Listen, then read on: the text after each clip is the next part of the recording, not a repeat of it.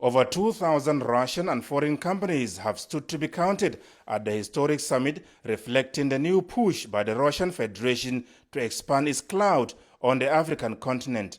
President Muhammadu Buhari and 42 other African heads of state and government, experts, leading industrialists and businessmen are also participating. President of the Russian Federation, Vladimir Putin, while declaring open the summit, said economic issues are not only indispensable but essential part of his country's relations with Africa, which he said is becoming the core center of economic growth in the world.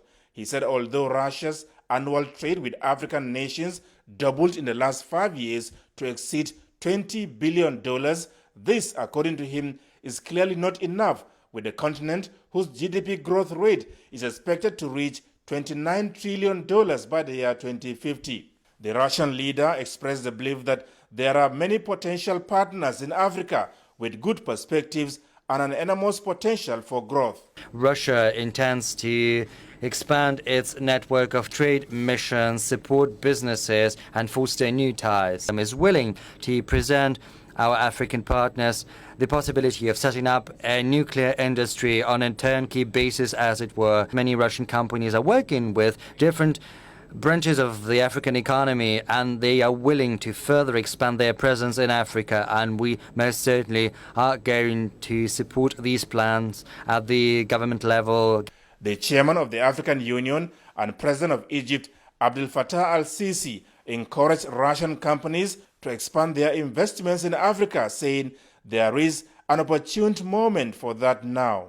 Africa is embarking on the new phase of economic development linked to the new opportunities of the markets. We pledge to provide optimum conditions for implementation of the development programs that will help Africa to embark on the way of progress and well-being and stable development. I would like to emphasize in conclusion that cooperation with African countries should be based on mutual interests and principles of protection of African property that would enable to ensure the sustainable development.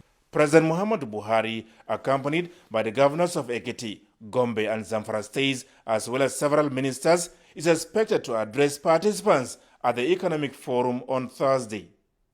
From Sochi, Russia, Adamu Sambu, NTA News.